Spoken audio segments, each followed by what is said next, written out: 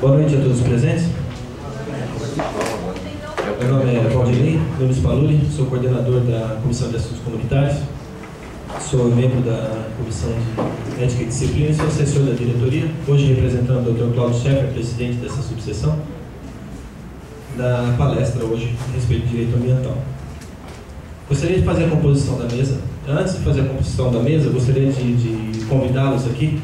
A nossa casa ela tem várias comissões, como essa, por exemplo, que está sendo hoje apresentada aqui com essa palestra.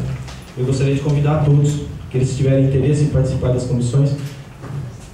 É só pegar as informações da secretaria, quem quiser ser membro de alguma comissão. Várias são as comissões que nós temos, então de repente alguma que se enquadre no interesse de vocês podem procurar na secretaria e ver a condição que eles exigem lá. Seria só apresentar um nome para que a gente possa então trabalhar juntos aqui na subseção. Vou chamar para fazer a composição da mesa doutora Thaís Maria Leonel do Carmo.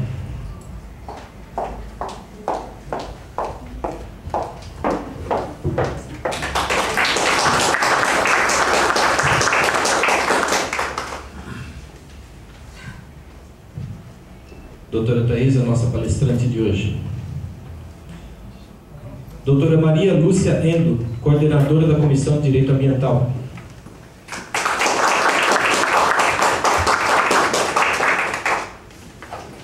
Doutor Rafael Guimarães Rossetti, membro da Comissão de Direito Ambiental.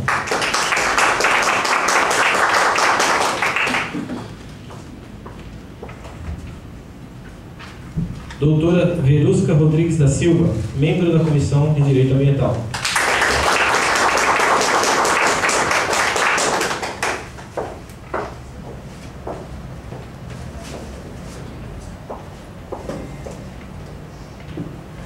Convido também a fazer parte da mesa a senhora Amanda Amorim Maciel, membro da Comissão de Direito Ambiental.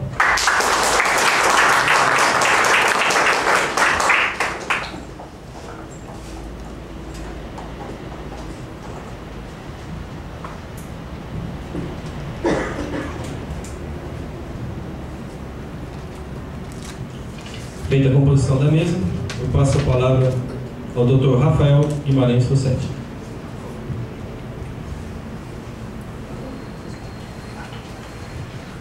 Boa noite a todos, sejam bem-vindos à nossa segunda semana de Direito Ambiental. Hoje, quarta-feira, terceira palestra. É grande satisfação aqui de receber a professora Thaís Maria Leonel do Carmo. Ela é advogada militante, especialista em Direito Ambiental pela Universidade de Castilha-La Mancha, tá certo, professora? É isso mesmo.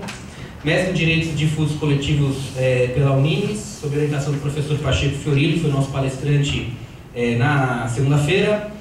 Doutoranda pela Universidade de Buenos Aires, UBA, professora do curso de especialização em Direito Ambiental aqui da casa, da Escola Superior de Advocacia, professora convidada do curso de especialização em Direito Ambiental do Centro Integrado de Ensino Superior do Amazonas, professora do curso de pós-graduação em Direito Ambiental Empresarial do Complexo Educacional FMU aqui de São Paulo, professora convidada do curso de pós-graduação em Direito Imobiliário da Faculdade de Direito de Itu, membro do Conselho Editorial da Revista Brasileira de Direito Ambiental e da Revista Brasileira de Direito da Comunicação Social e Liberdade de Expressão, secretária-geral da Comissão de Sustentabilidade e Meio Ambiente da OAB-SP.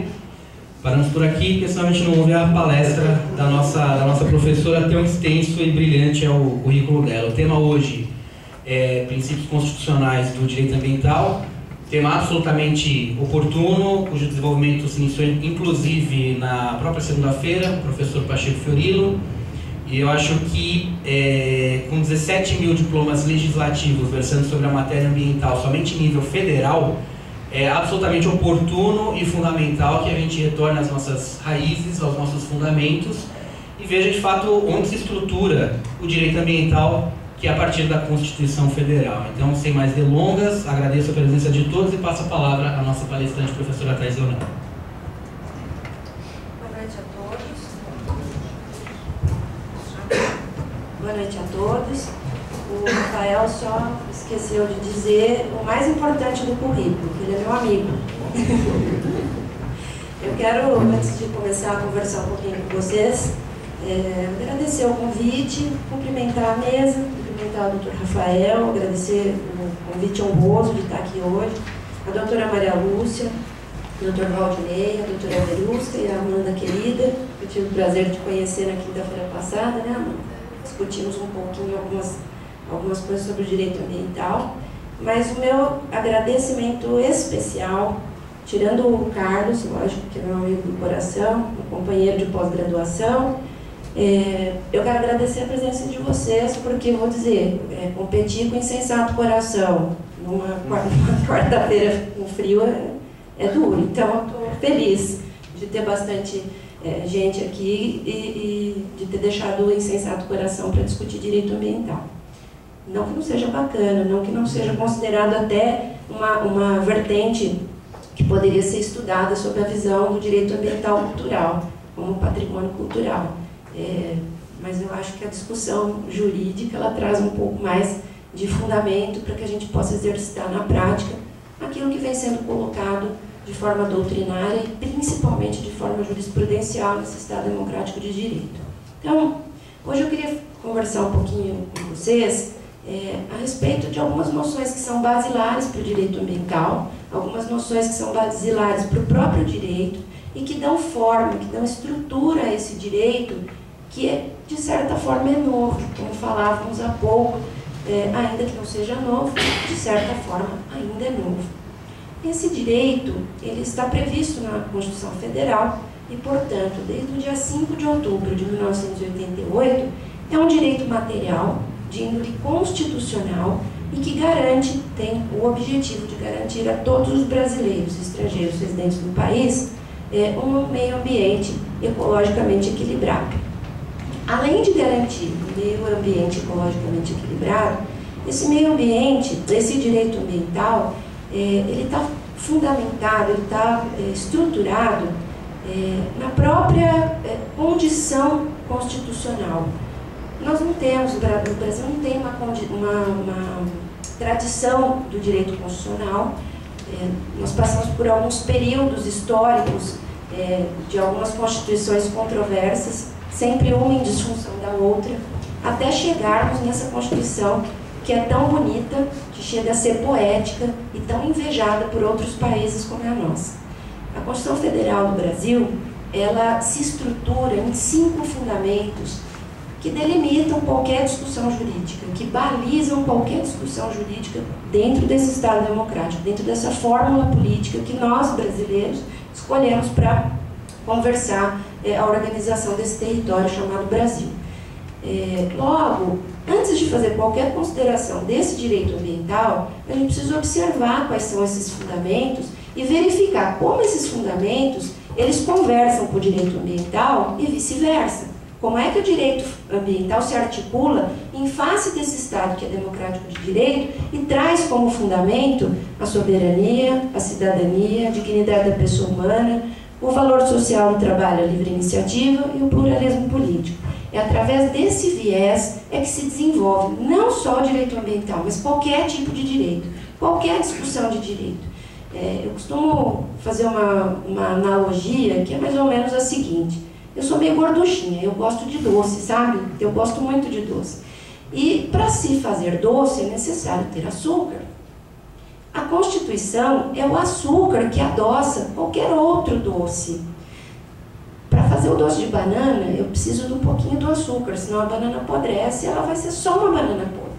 Então, para qualquer tipo de direito, qualquer, seja ele penal, seja ele tributário, seja ele administrativo, seja ele civil, seja ele ambiental, nós precisamos desse açúcar, porque aqui está o sistema, está a regra do jogo que vai determinar, delimitar, não só os direitos que nós temos enquanto cidadão, mas principalmente os deveres que nós temos.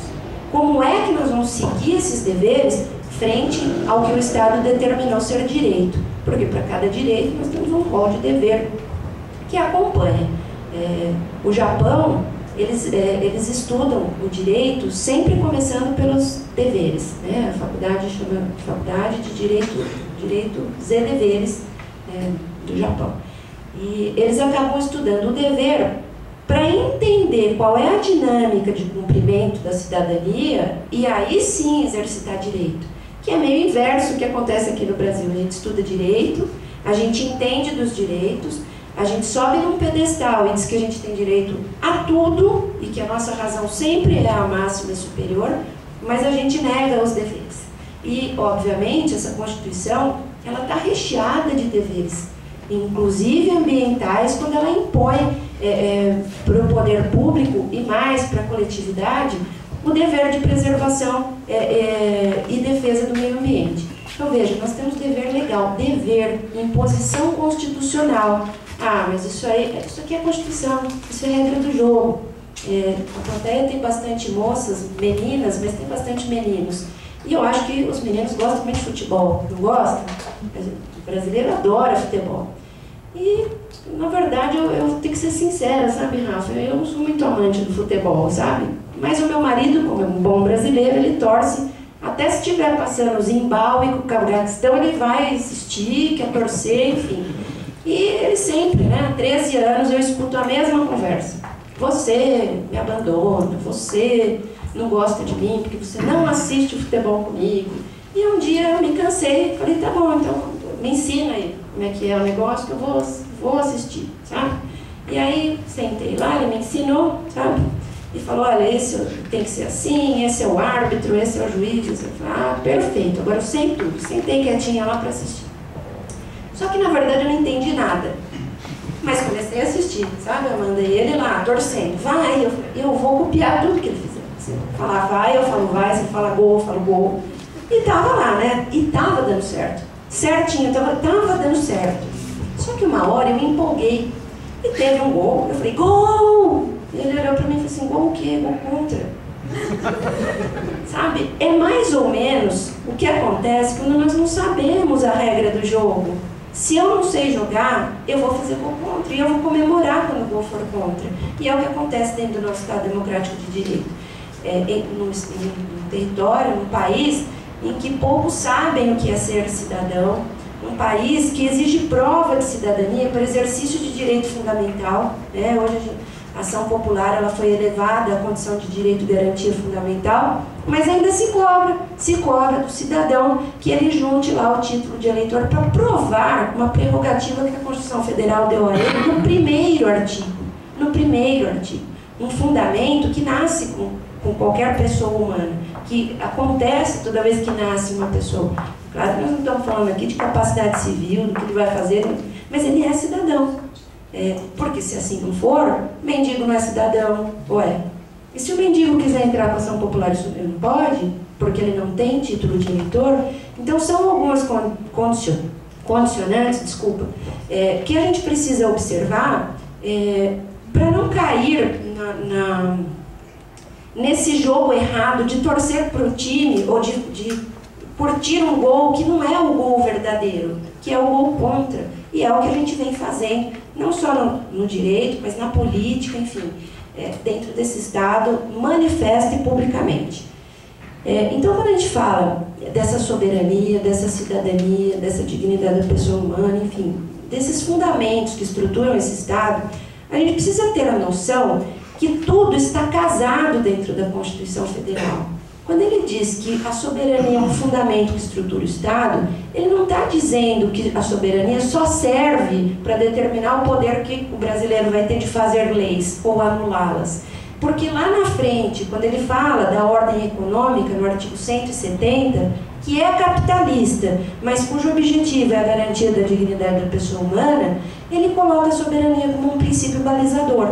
Ou seja, a soberania, além de fundamentar, além de estruturar, além de reger esse Estado democrático de direito, ela vai servir para balizar a ordem econômica capitalista. Então quer dizer que eu não posso fazer o que eu quiser, porque a iniciativa é livre. Também é fundamento que rege e estrutura o Estado democrático de direito. O valor social do trabalho e o valor social da livre iniciativa.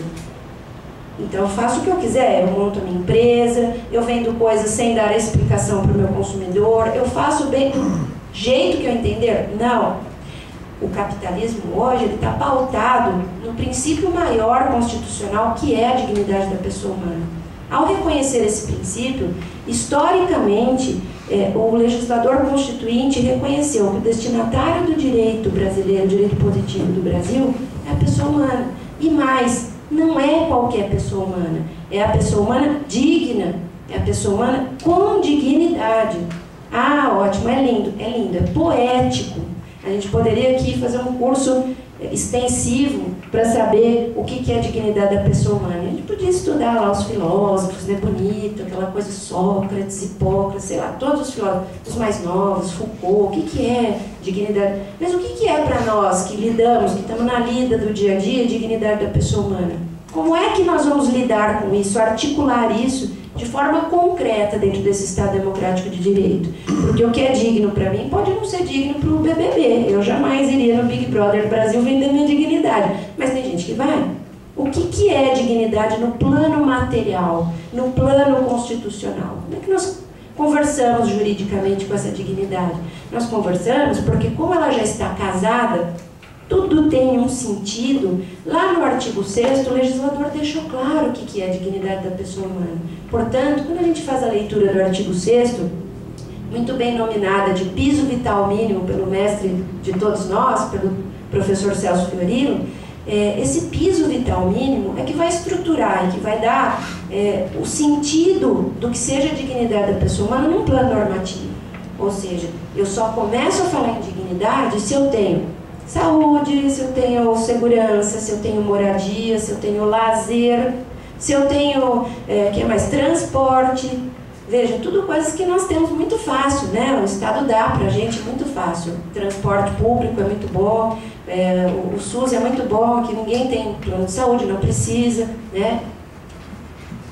Então, quando nós falamos de dignidade da pessoa humana, o primeiro ponto é que o Brasil é um país que não tem dignidade. Aliás, é um país que fez muita terapia e reconheceu no artigo 3º que ele é pobre, que ele é marginalizado, que ele é preconceituoso, racista, porque lá no artigo 3º, quando o legislador fala dos objetivos da República Federativa do Brasil, ele fala em erradicar a pobreza. Se tem que erradicar, porque tem, então é pobre. Se tem que diminuir desigualdades sociais, então temos desigualdades sociais. Claro que nós temos. Só foi reconhecida pela regra do jogo, só foi delimitada, só foi expressado aquilo que a gente já sabia. Agora, em contrapartida, nós temos um rol de direitos para garantir que isso aconteça. Aí, por que não acontece? Vou dizer, vamos lá fazer um projeto, vamos para o norte e para o nordeste, nossos irmãos que são menos privilegiados em tudo, em PIB, em saneamento, em tudo, só não em política, que eles ganham mais, né? Mas veja, vamos para lá, no interior da Bahia, e vamos lá na casa de uma família, bater na porta, e vamos falar, olha, nós somos aqui de São Paulo, da Comissão de Direito Ambiental da OAB de Santo Amaro, e nós viemos aqui fazer um projeto, que é um projeto cidadão. A gente veio aqui explicar para a senhora que a senhora tem direito, que a senhora precisa ir atrás da dignidade da pessoa humana. Ela vai olhar e vai falar assim, dona, eu tenho fome. Essa é a realidade que nós temos, é uma realidade que é de um país pobre, que passa fome, que não tem o que comer e que não tem acesso a bens ambientais dos quais nós acessamos. Energia, água tratada, esgoto, é isso que eu estou dizendo, né? Às vezes a gente fala do consumo insustentável, do consumo que gera muito lixo. Eu não estou falando só do consumo de sapato e roupa, né? Porque olham para a gente, né, doutora? E já falam, compra muito sapato. Então, não é esse. Isso a gente destina. Não é esse o problema. O problema é o consumo de comida, de água e de energia, que são 3 insumos ambientais, 3 bens ambientais que envolvem essa relação jurídica que foi trazida pela Constituição Federal por força do artigo 225. Então, quando a gente observa essa estrutura do artigo 1º, verifica que ele possibilitou um valor social a essa livre iniciativa, não foi à toa, foi para balizar, foi para acompanhar o desenvolvimento econômico do Brasil, mas tendo como foco a dignidade da pessoa humana. Vamos desenvolver, vamos deixar a economia andar, mas veja, desde que essa economia ela esteja pautada em alguns princípios, dentre os quais eu vou destacar o que nos interessa, que é o do meio ambiente. Tem outros, nossa, importantíssimos. propriedade privada, função social da propriedade, consumidor, soberania, enfim. Mas para nós interessa o meio ambiente, até para que a gente possa compreender e estruturar um raciocínio constitucional do que seja essa expressão que a gente vê no jornal, na televisão, na internet, a gente fala na porta do banco, a gente fala com o amigo, com a mãe, com o pai, que é desenvolvimento sustentável. A gente escuta e acho que o professor Celso ele tem uma tirada engraçadíssima que ele fala que agora, como está na moda, tudo é sustentável, até casamento tem que ser sustentável. Né? E por quê? Porque está na moda, então tem que ser sustentável. E ninguém nem sabe o que é isso. Veja, é importante que a gente acompanhe o raciocínio da regra do jogo e entenda o que é desenvolvimento sustentável. E nesse sentido, ela deixa claro, desenvolvimento sustentável é deixar que o padrão econômico possa crescer dentro desse Estado democrático, mas sem afetar o meio ambiente. Deve haver um crescimento equitativo, um crescimento equilibrado, para que os dois cresçam. Não só o meio ambiente seja preservado, mas a economia também possa crescer e continuar tirando proveito dos bens ambientais, dos recursos naturais. Afinal de contas, a gente cansa de comprá-los. É água, é hidrocarboneto, que tem no botão da roupa da gente, enfim, são produtos que vêm da natureza, que fazem a maquiagem que as mulheres adoram, o perfume que os moços usam, enfim. Nós consumimos produtos que vêm da natureza o tempo inteiro, o tempo inteiro. O ar é uma prova disso. Até dormindo a gente está consumindo e poluindo quando expiramos.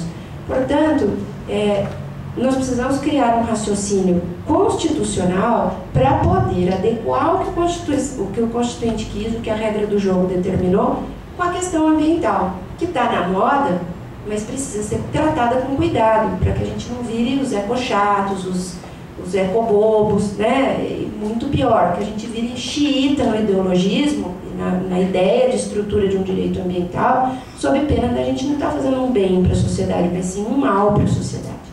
Então, essa é outra situação muito comum quando a gente conversa de direito ambiental, e que a sociedade vê sempre o empreendedor como a pessoa do mal, né? A gente traz uma carga muito grande da tradição judaico-cristã e a gente é bem maniqueísta no sentido de determinar tudo tem que ser bom e ser mal, né? Estamos discutindo o Código Florestal, o negócio é assim, se é de que parte? Se é da parte boa ou mal?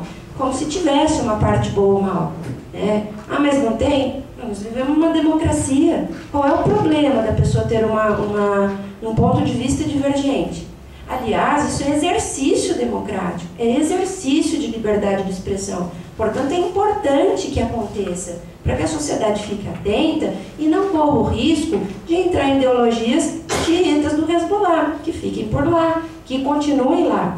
E nós continuamos na discussão. Ah, mas é divergente. Ótimo, mas qual é o problema de ser divergente? Qual é o problema de divergir em pontos de vistas que, em última análise, o Poder Judiciário vai determinar? Não tem problema. Então, são condições que a própria Constituição determina para que o negócio aconteça, para que o jogo ele possa se desenrolar sem nenhum cartão vermelho, sem nenhuma expulsão de campo, sem nenhuma manifestação de gol contrário, como eu fiz aquele dia na minha casa, enfim, morro de vergonha, mas tudo bem, não tem problema, um dia eu chego lá. E verificar que essa Constituição, ela também trouxe um valor social para o trabalhador. Esse trabalhador também está assegurado. Mas por que ele está assegurado? Bom, ele está assegurado porque a saúde dele é importante para o desenvolvimento do Estado democrático. Sem a mão de obra, sequer nós temos livre iniciativa, sequer nós podemos falar em capitalismo, porque é da mão de obra que o capitalismo vive. É da mão de obra do trabalhador, é do serviço prestado pelo trabalhador. Então, quando a Constituição Federal trata de valor social do trabalho e da livre iniciativa, ela quis dizer que não só o empresário ele está sendo protegido, mas também o trabalhador, que é elevado, que deve ser visto, que deve ser colocado como um ser digno, para que ele possa atingir essa dignidade trazida pela Carta Constitucional em seu artigo 1º e possa desenvolver a sua atividade diária sem correr o risco de ser, entre aspas, um escravo. Ainda que a gente sabe que essa condição ainda se impõe nesse Brasil e é um contrassenso a gente analisar e estar falando aqui de uma Constituição tão expressiva, tão moderna, tão ousada, talvez uma das mais que oferecem mais garantias individuais do mundo, muito invejada pelos nossos companheiros, principalmente pelos argentinos, né? Mas uma Constituição que no plano da eficácia não funciona. Ela não tem funcionado, porque as pessoas ainda teimam em olhar para ela e desmerecer, como se ela não existisse, como se ela não fosse válida, como se ela não fosse vigente, como se ela não precisasse se efetivar. Mas ela precisa. Tanto ela precisa que nós nos estabelecemos num Estado de Direito, o que significa dizer que nós estamos vinculados à vontade do direito. De qual? Desse aqui. Esse direito aqui, essa regra aqui que determina como é que o Estado se organiza, como é que o Legislativo se organiza, como é que o Judiciário se organiza, como é que o Executivo se organiza. E aí a gente tem uma noção, então é assim? É assim. Pode cobrar tributo, não pode cobrar tributo, pode investir, não pode investir, pode fazer dano ambiental, não pode fazer dano ambiental, pode trabalhar com material genético, não pode trabalhar com material genético. É ela que vai determinar quais são os parâmetros. E nesse sentido, só para a gente terminar essa análise do artigo 1º, que é de suma importância para qualquer discussão jurídica, a gente precisa entender que nós estamos organizados num Estado plural, num Estado que tem pluralismo político. Nós não temos uma ideologia única. E isso, ratifico o que eu acabei de dizer quanto à questão do Código Florestal. Não tem bom ou mal. Tem democracia, e se tem democracia, ela precisa ser exercida. Como? Discutindo, tirando o bumbum da cadeira e indo à discussão, e levando a questão. Bom, então daí a gente é melhor ir vender sanduíche na praia, porque daí não fica branco, fica moreninho, fica mais animado, enfim. Mas nós que gostamos do direito, nós que nos apaixonamos pelo direito, nós que vivenciamos o direito na sua íntegra, nós precisamos entender. Se isso aqui é um instrumento de cidadania, de obrigação de todos os cidadãos, imagine para nós que trabalhamos com isso. Para nós é uma obrigação com plus a mais, porque além de saber, nós temos que saber traduzir para o cidadão o que é que está escrito aqui, o que é que quis o legislador, qual é o direito, qual é o dever, para aí sim a gente poder ter uma conversa que seja eficiente, senão não dá. A gente vai ao médico e o médico fala difícil, né? Aí ele fala, olha, a senhora está com uma dismenorreia terciária gravíssima. Você fala, nossa, eu morro quando, né? Ele fala, não, isso é uma cólica menstrual. É mais ou menos a mesma coisa. A gente precisa tirar o que está aqui e levar isso adiante. Para algumas pessoas, uma outra fala, talvez com uma tradução, uma interpretação muito mais adequada, mas com uma outra fala.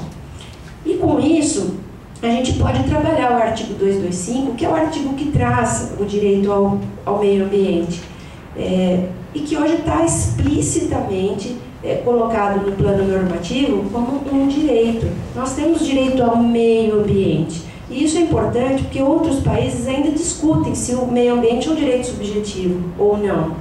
Se o direito ao meio ambiente é um direito fundamental ou não. O que para nós já está há muito resolvido pelo próprio Supremo, quando determina o que é. É claro que o meio ambiente é. Mas por quê? A planta tem que ser cuidada? Não. Nós não estamos falando aqui de direito de planta nem de bicho. Nós estamos falando aqui de um direito que se preocupa, que tem como objetivo a tutela da vida. Mas que vida? A vida digna, essa aqui que está escrito na Constituição Federal, no artigo 1º, inciso 3º. É a vida digna que o direito ambiental se preocupa em tutelar. Então é por isso. Então é por isso que o direito ambiental coloca baliza e diz não para algumas coisas. Mas e o direito do animal? O direito do animal não existe. Existe o direito do homem, que vai proteger o animal em função da sua dignidade, em função da sua qualidade de vida. Porque se assim não fosse, a gente não comia carne de frango, não comia boizinho. Imagina se tivesse direito do animal, Rafa, ia ter o Sindicato dos Frangos do Estado de São Paulo. Genocídio. E aí? Mas eu não como frango, eu sou vegetariano. Tudo bem, come alface, alface é ser vivo, então Sindicato dos Alfaces. Então, é uma conversa meio psicodélica, entender o direito ambiental nesse sentido. Ainda que sopese a condição de alguns doutrinadores trazerem a questão do bicho, do animal, ser sujeito de direito, porque na Europa já foi superado, eles consideram o animal como uma coisa inanimada. É claro que o direito ambiental, ainda que coloque esse animal como sujeito de direito, o faz por conta de seu caráter antropocêntrico, por conta de tutelar, de dar guarida ao direito à dignidade da pessoa humana que nós temos. Se não fosse assim, nem vírus da gripe a gente podia matar, porque também ser vivo, mas nada a gente poderia matar. Então a gente tinha que viver dentro de uma redoma, não come, toma pílula, e, enfim, é uma coisa meio de Spielberg, né? Não está adequado ao padrão, à realidade que nós temos. Então, quando a gente observa lá a grafia do artigo 225, diz que todos têm direito ao meio ambiente ecologicamente equilibrado, que é bem de uso comum do povo, essencial à sadia qualidade de vida, que impõe ao poder público e à coletividade o dever de defendê-lo e preservá-lo para as presentes e futuras gerações. A gente precisa analisar que houve o reconhecimento de 4 pontos fundamentais. O primeiro é que ele garantiu um direito para todos os brasileiros e estrangeiros residentes no país. Portanto, a gente pode incluir aquele que não tem título de eleitor, que também é um cidadão, que também tem direito a esse meio ambiente que deve ser equilibrado, que deve ser sadio, que deve cumprir essa função para garantir a dignidade da pessoa humana. Ele reconhece uma relação jurídica, esse direito ele envolve uma relação jurídica que diz respeito a um bem que se caracteriza como bem de uso comum. Um bem de uso comum, que é o bem ambiental. Ah, mas o que isso significa? O que ele quis dizer com esse negócio bem ambiental? Significa dizer que nós estamos diante de uma nova proposição de direito que supera aquela que nós fomos formados e que nós conhecemos desde a faculdade, que é a dicotomia entre direito público e direito privado. Hoje nós temos esse terceiro direito que veio preencher um abismo que faltava entre um e outro para dar suporte, para dar fundamento para a massa. E quem é a massa? A massa somos nós, porque se nós não somos do legislativo, nós somos do executivo, nós somos do judiciário, nós somos do quê? Nós somos do povo.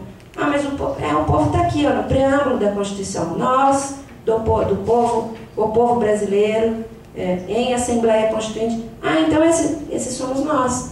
Esses somos nós, que se reflete no artigo 1º, inciso 3º. Esses somos nós, que se reflete lá no 225, quando a Constituição garante que todos, todos nós, temos direito a um meio ambiente ecologicamente equilibrado e que é de uso comum.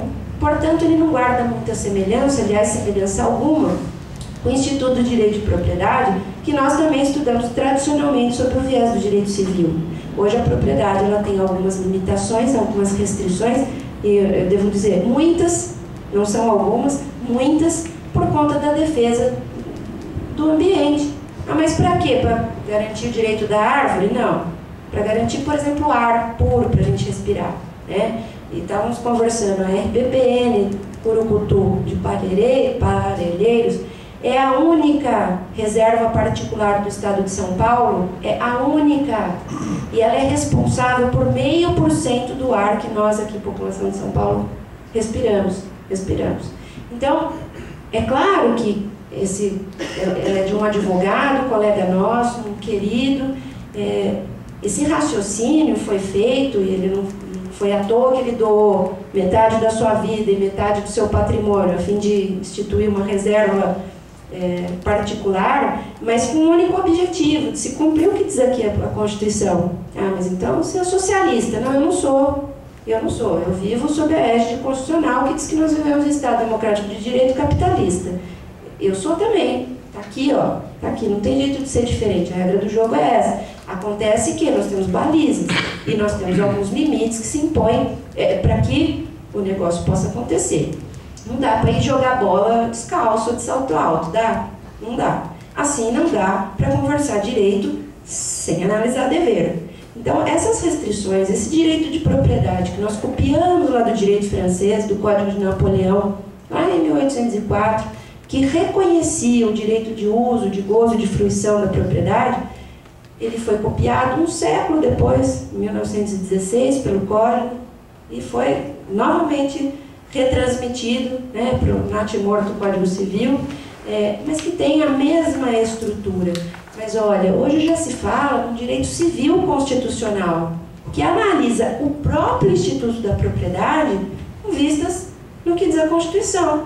Como por exemplo, hoje a pessoa não pode não usar, não gozar e não fruir da sua propriedade, porque se assim não fizer, não cumpre função social. E se não cumpre função social, toma sanção. Não toma. Leiam aí, artigo 182 da Constituição. Se não tiver utilidade, a propriedade urbana não cumpre função social, desapropria, parcela, o que mais? Compulsoriamente. Coloque IPTU progressivo, alíquota, que vai crescendo no prazo de 5 anos. Não pode? Pode, o STJ já reconheceu. O único tributo progressivo é o IPTU, sanção, é esse tributo ambiental, que vem, de certa forma, para colocar limite nessa propriedade, que tem que ser analisada sob essa perspectiva constitucional, sob essa realidade que nós vivemos, que é do século XXI, e não mais a do século XIX. Né?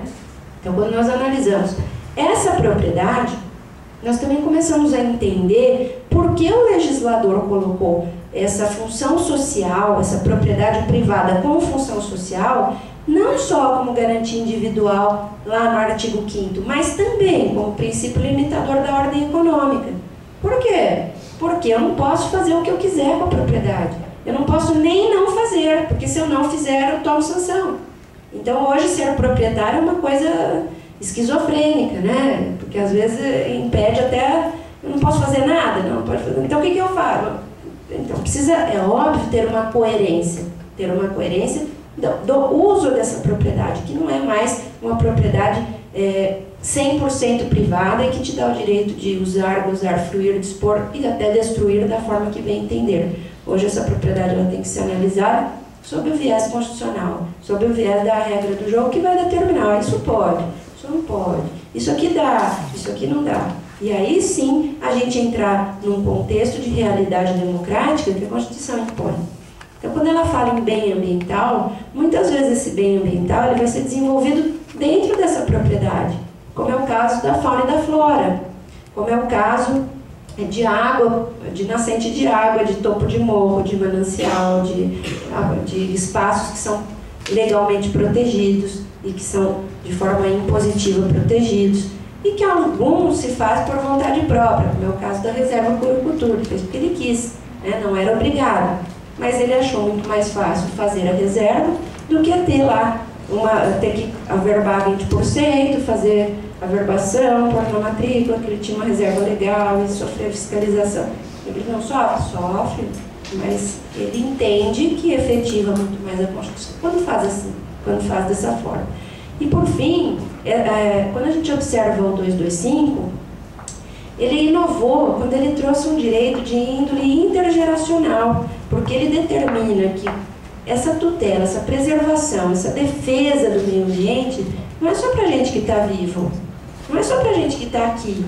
Na verdade, essa tutela diz respeito a uma garantia de uma expectativa de vida, porque nós não sabemos em que plano que vai se dar, em que época que virá, que é a futura geração.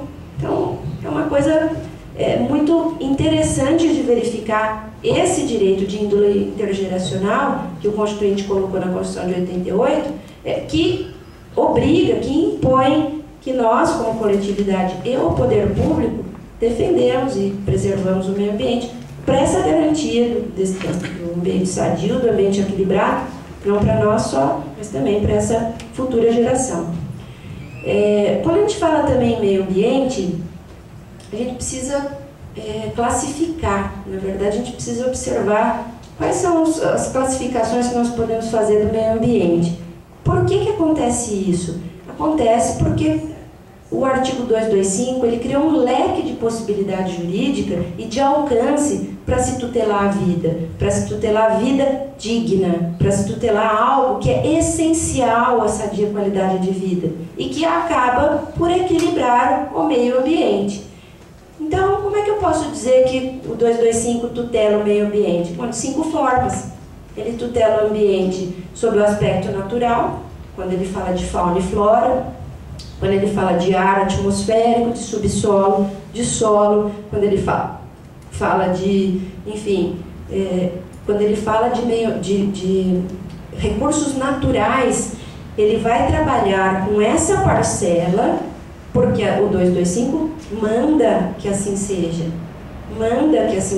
para que preserve-se o meio ambiente equilibrado para as futuras gerações, para nós que estamos aqui. Outro aspecto do direito ambiental que a gente poderia analisar é o viés do direito ambiental artificial. O que é isso, meio ambiente artificial? Isso significa dizer que o legislador ele se preocupou em tutelar, em analisar, em observar e dispor legislação pertinente às cidades e deu poder ao município para fazê-lo. É o município? Sim, o município é o detentor do poder da feitura do plano diretor, que está previsto lá no artigo 182, que fala da política urbana, e que vai determinar, em última ratio, dentro do espaço específico, regionalizado, local, o bem-estar da população. A garantia de acesso a alguns direitos que podem levá-lo àquilo que a Lei 10.257, o Estatuto da Cidade, garante, ou pretende garantir, que é a tal da cidade sustentável. Será uma cidade sustentável? Eu tenho pensado muito nisso, porque para ela ser sustentável, a princípio, logo no primeiro inciso, ele já fala em saneamento, ele já fala em saúde, ele já fala em transporte público. São coisas que a gente não tem e que são difíceis de serem implementadas por N motivos, por N e mais um pouco. Mas se sustentabilidade ou cidade sustentável significa algo parecido com isso, nós precisamos mudar até a perspectiva política do que nós fazemos na cidade. Garantir ou ir atrás de água, de disposição de solo, de inclusão de quem não tem moradia numa moradia digna. Mas isso é difícil, sim. Ninguém diz que é fácil. Mas veja, o poder que o município tem de regulamentar o uso do território, o uso do espaço, em função do bem-estar do seu habitante, é de índole constitucional. Portanto, quando se fala em meio ambiente artificial, não se fala só no que está construído, mas principalmente nas complexas relações que nós, pessoas humanas, vamos estabelecer dentro desse espaço que está construído. E aí, nesse sentido, nós também podemos observar o meio ambiente sob um viés, sob um aspecto cultural. Mas o que significa esse aspecto cultural? Uma vez nós fomos fazer uma palestra na OAB, viu, doutor? E convidamos um juiz para falar sobre o meio ambiente cultural, e ele começou a falar assim: olha, eu toco violão.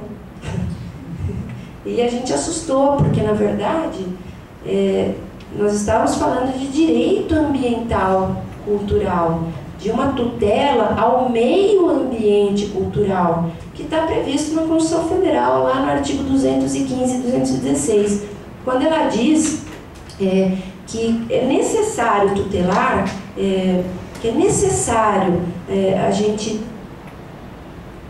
proteger os bens que não são só de ordem material, mas principalmente os de ordem imaterial. Os de ordem imaterial, como por exemplo o modo de fazer, o modo de se expressar, o modo de falar, que discutimos há pouco, enfim. Isso tudo está garantido e foi regulamentado posteriormente por força de um decreto, que é o 3551 de 2002, 2001, me lembro agora a data, e que vai trazer a possibilidade de fazer, vou abrir uma aspas bem grande, o que se chama de tombamento de bens imateriais, que na verdade não é um tombamento, é uma inscrição, é um inventariamento, é um inventário ambiental, mas o procedimento é muito parecido com o tombamento, aquele tombamento dos bens de ordem material. Os de ordem imaterial faz-se através de 5 livros, que são os livros de religião, livro de saber, livro de forma de se expressar, e que hoje já garantiu o samba de roda, o samba enredo como patrimônio cultural, que já garantiu o queijo de Minas, que já garantiu a arte Kurosawa, de pintura no corpo dos índios X, lá do Nordeste, do Norte e Nordeste, que já garantiu o Círio de Nazaré como manifestação cultural, como patrimônio cultural, enfim, que são manifestações de ordem imaterial, mas que fazem parte da própria formação da identidade do povo brasileiro.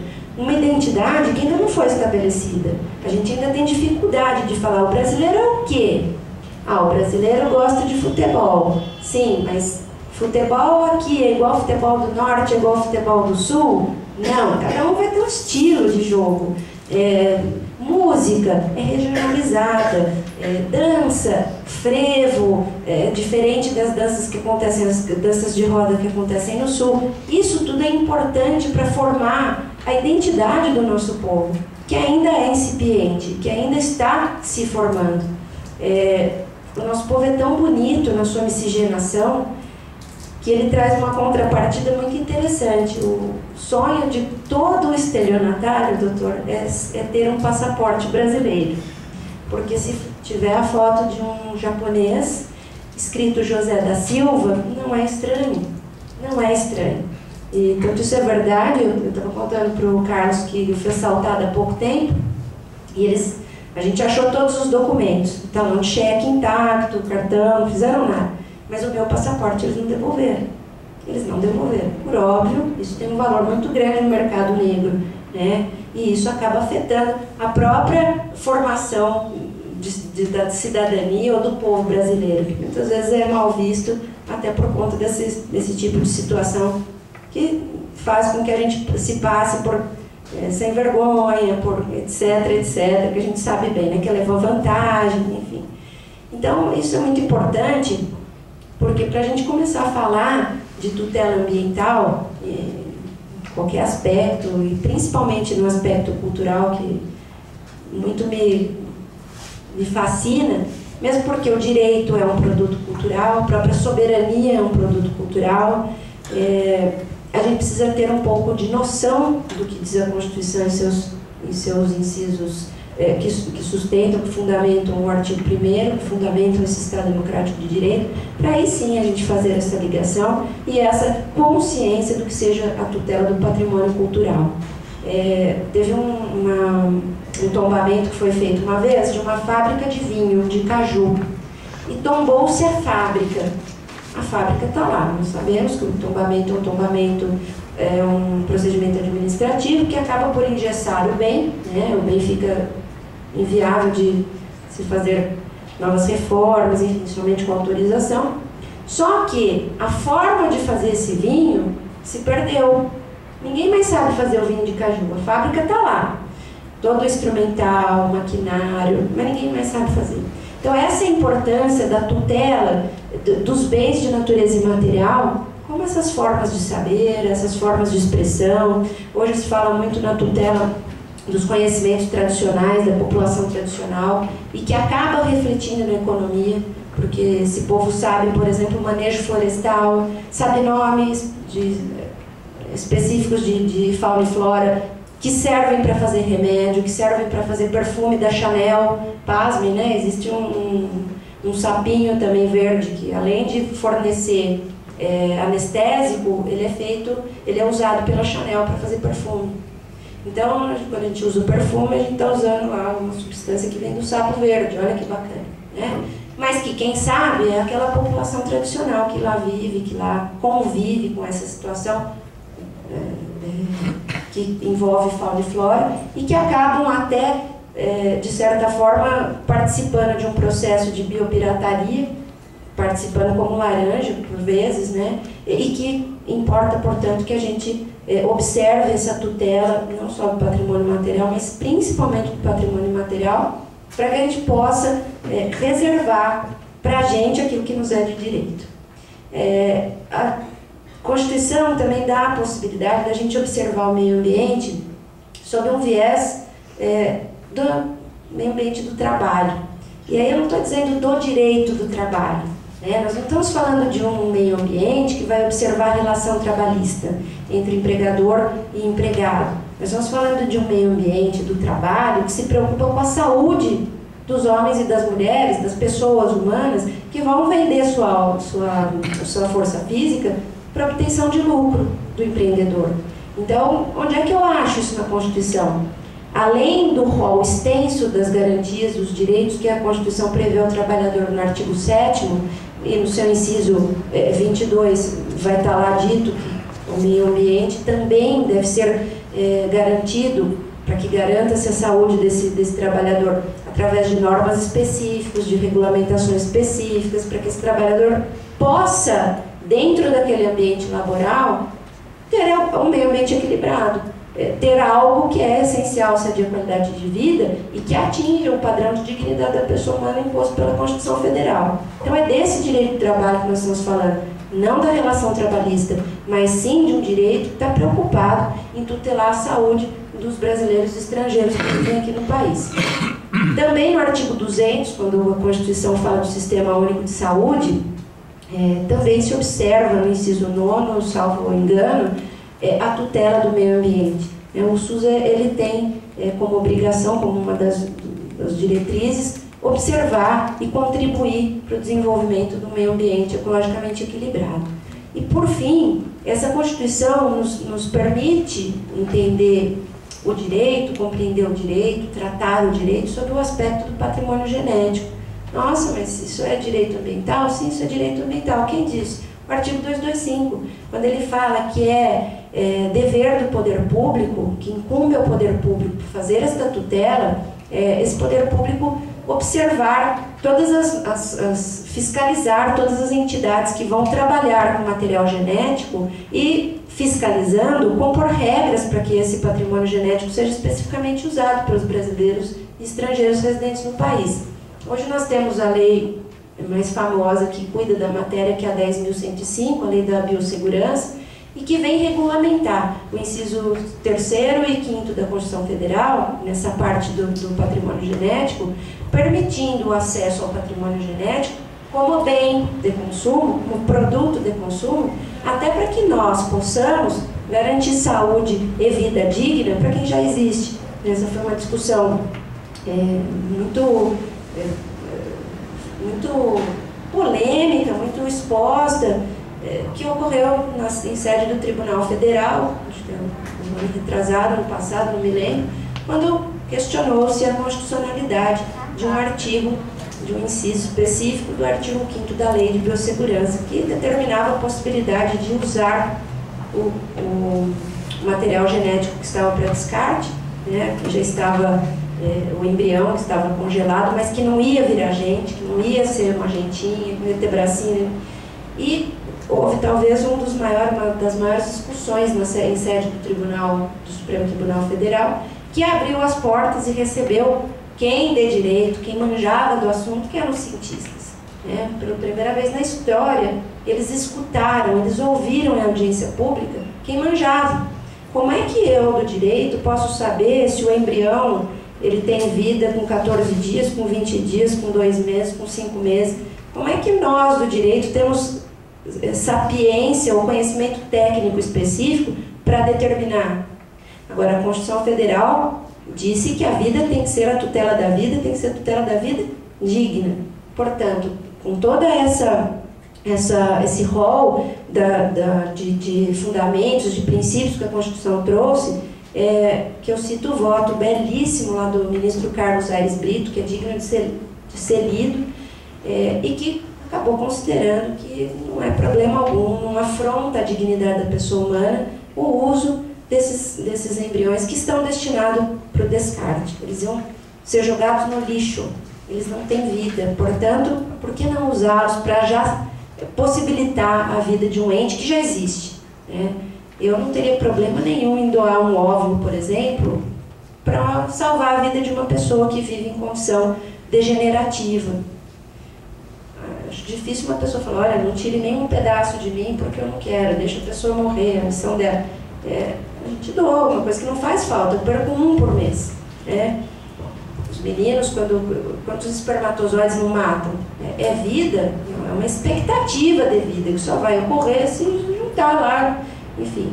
Então são coisas que muitas vezes as pessoas assistem muito ET, né, Spielberg, e acaba confundindo o que é a realidade com o que o direito pretende, em última ratio. E aí, só para finalizar, até para que não canse vocês, para que vocês não desejem do fundo do coração que eu exploda aqui na frente,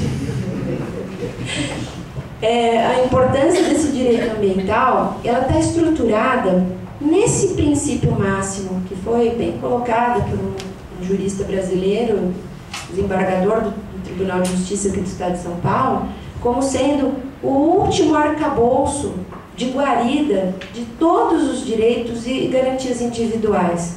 Essa é a expressão da dignidade humana.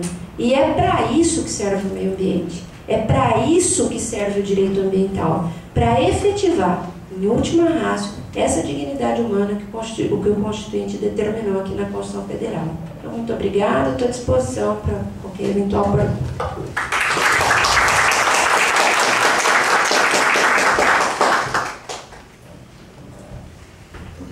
Professora, obrigado pela brilhante palestra proferida. Eu vou abrir para perguntas. Eu faço só um pedido aqui. Nós temos o privilégio hoje não só de contar uma brilhante palestrante, mas também com um grupo pequeno, que nos dá uma certa proximidade, né, e numa noite fria, um certo calor humano aqui para que a gente possa perguntar. Eu pediria apenas que as perguntas, na medida do possível, fossem breves e objetivas, porque a gente veio hoje aqui para ouvir a palestrante, a gente veio aqui para ouvir a opinião da professora. Então eu pediria realmente que nós abreviássemos as nossas observações e fizéssemos perguntas diretas para ouvir o que ela tem a dizer sobre o tema. Tenho certeza que são muitas dúvidas aqui hoje. E professora, eu não vou perder a chance de fazer a primeira pergunta. A senhora bem explicou aqui como que o direito ambiental se estrutura no plano constitucional. Estamos entre advogados, entre colegas, e eu vejo que muitas vezes existe alguma confusão quanto ao papel do advogado ambientalista nesse contexto, né? Quando você fala que você é um advogado ambientalista, o pessoal acha que você defende o panda, né? Faz um abraço ao Carvalho Centenário, enfim. Eu acho que não é bem essa a ideia. Então eu gostaria que a senhora explicasse aqui para nós qual que é o papel do advogado ambientalista dentro dessa ordem constitucional que foi muito bem colocada aqui. Antes de eu responder a sua pergunta, sempre motivadora, eu trabalhei com o Rafael e com o Carlos na pós-graduação e dá até medo quando eles falam, vou fazer uma pergunta, porque as manifestações sempre foram calorosas e geraram discussões muito pertinentes, muito pertinentes. Eu quero fazer uma consideração que eu esqueci de fazer, mas eu vou fazer, que é parabenizar essa Casa do Advogado pelas iniciativas que tem tido em relação à tutela do meio ambiente. E isso vem de encontro com a pergunta do Rafael, que é qual é o papel desse advogado, que é um advogado que trabalha com direito ambiental, que vai se embrenhar nessa seara, hoje dentro desse Estado Democrático de Direito. Bom, o papel é fundamental, porque ele vai trabalhar, em última ratio, com a questão da dignidade da vida humana, dessa efetivação. E é claro que esse trabalho é um trabalho que muitas vezes é feito sem necessidade de ir para o Poder Judiciário, e que é o que nós, advogados, que trabalhamos com a questão, temos procurado fazer, né? Muitas vezes a gente tem a possibilidade de conversar com o Ministério Público e, conversando com esse Ministério Público, evitar de entupir o Judiciário de ações que vão demorar 5, 10, 15, 20 anos. E acaba que esse empreendedor fica inviabilizado até mesmo de utilizar sua propriedade. Eu fiz uma consultoria uma vez para um caso, e a questão era a seguinte: a pessoa tinha um empreendimento, e esse empreendimento tinha algumas licenças, fato é que ele devia algumas outras, mas o Ministério Público, que é feroz, acabou pedindo que ele cessasse a obra, ingressou com a ação civil pública e mandou, em sede de ação civil pública, que fosse inscrito, fosse averbado na matrícula do imóvel A existência de um inquérito civil. 2, a existência de uma ação civil pública. 3, a indisponibilidade do bem. Então veja, é disso que nós estamos falando.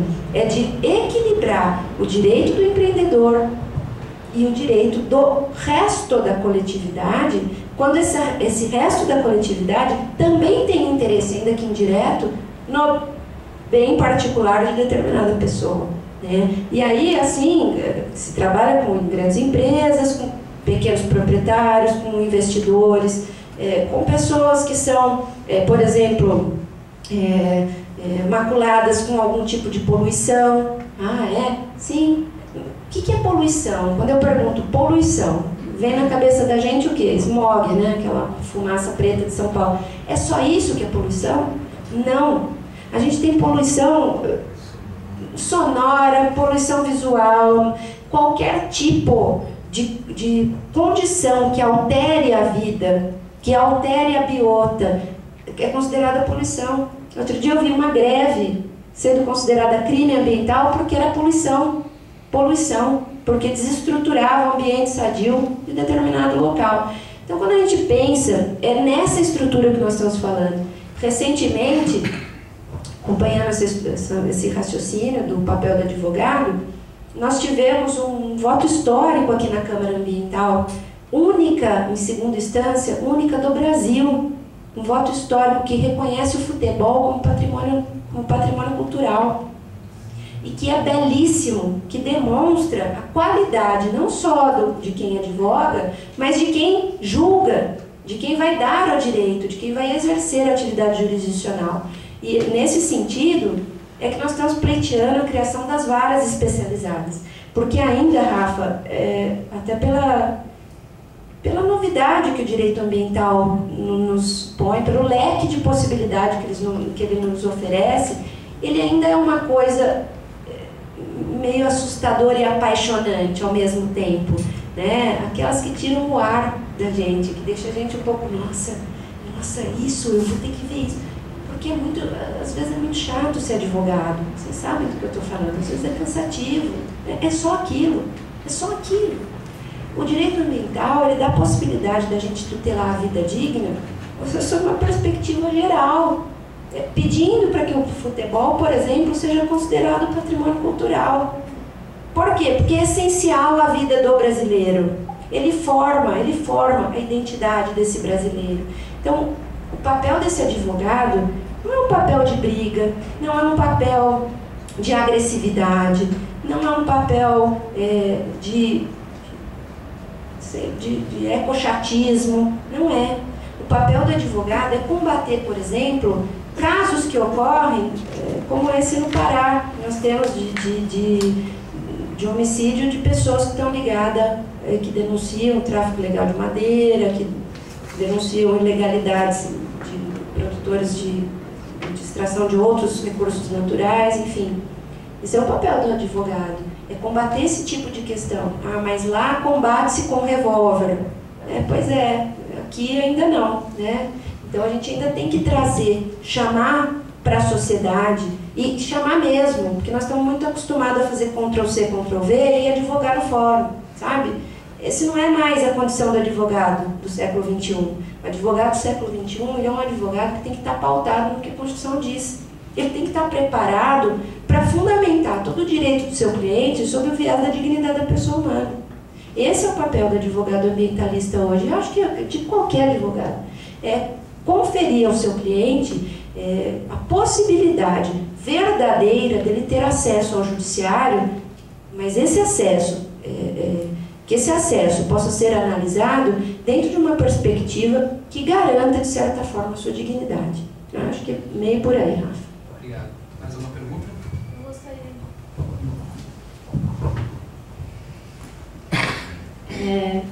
Eu gostaria que a professora falasse um pouquinho sobre o princípio da precaução, porque o princípio da prevenção ele está explícito no artigo 225, né? O da precaução ele vem mais um pouquinho falando da Política Nacional do Meio Ambiente, porque até que ponto esse princípio o que ele abrange?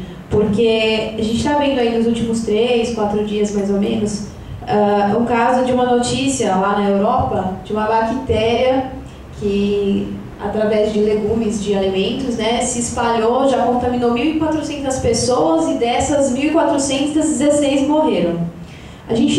Os estudiosos não conseguem descobrir qual a fonte dessa bactéria, se foi uma mutação de OGM, enfim, ninguém tem a finalidade, não consegue descobrir por que está ocorrendo essa contaminação.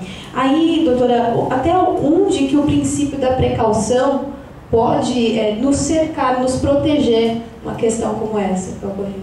Amanda, é uma questão bem complexa, porque por mais que a gente tenha uma tecnologia avançada hoje, que nós temos, né, hoje em dia nós temos a possibilidade de acompanhar o voto do Supremo junto. Ele acabou de votar, a gente imprime, né, e já tem. Na minha época de faculdade, quem tinha um voto do Supremo era popularíssimo na escola, né, na faculdade. Nossa, era o máximo dos máximos.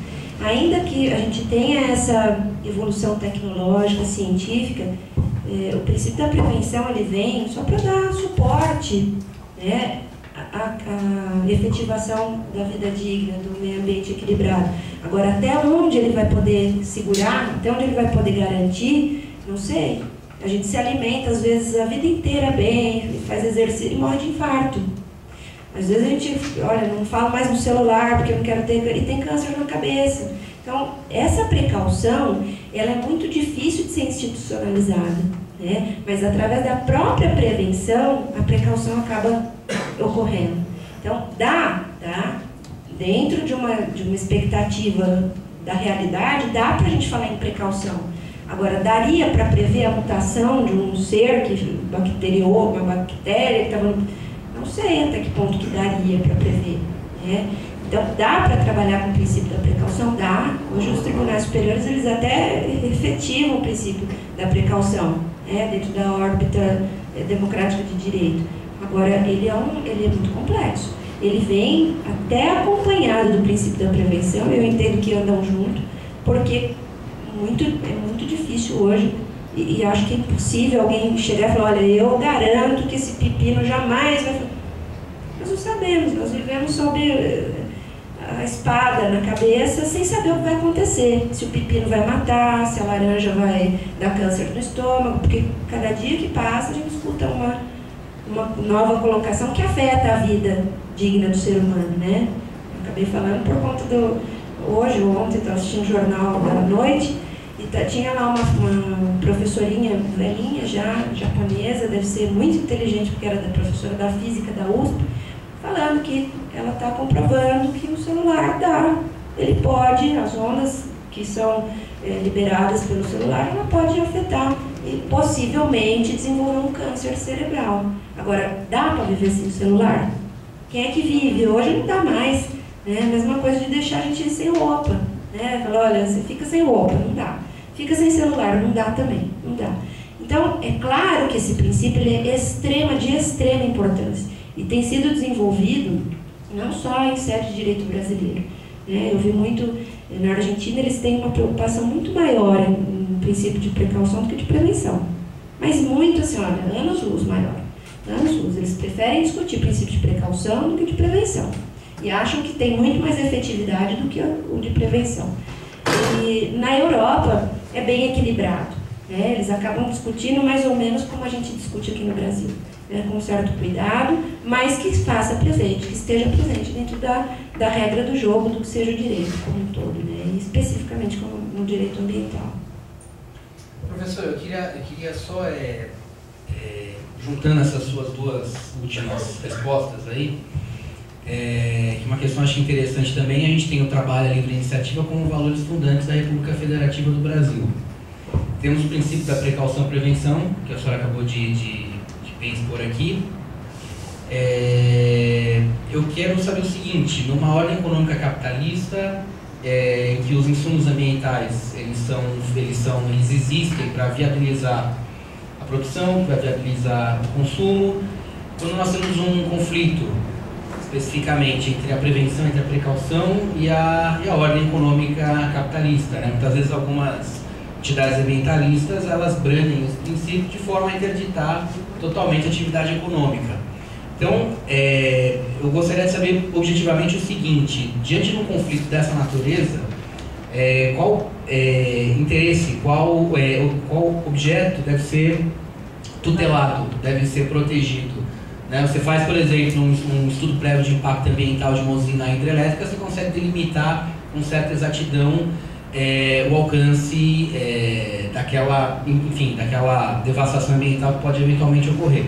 Agora, você faz um estudo prévio de impacto ambiental de um organismo geneticamente modificado, é meio difícil, uma vez que você solta isso no meio ambiente, você definir como que isso vai se desenvolver. Então, diante desse conflito objetivo, como é que a gente pode resolver isso?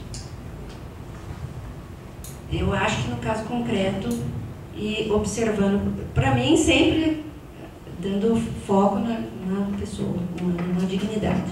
Agora, essa dignidade ela vai se equacionar de acordo com o caso concreto. E eu digo isso, Rafa, porque eu não sei, acho que até saiu no jornal agora há pouco tempo, houve uma lei municipal que está regulamentando todos os helipontos, aeródromos e heliportos aqui do município de São Paulo. E aqui no município de São Paulo, nós temos a segunda maior frota do mundo em helicópteros. É claro que isso é uma questão de livre iniciativa, que afeta a ordem econômica e que, claro, que vai afetar outros setores que implicam na dignidade da pessoa humana. Nesse caso em específico, a resposta seria uma. No caso do material genético, talvez a resposta seria outra. Agora, sem dúvida, o princípio da prevenção e da precaução, eles sempre são analisados.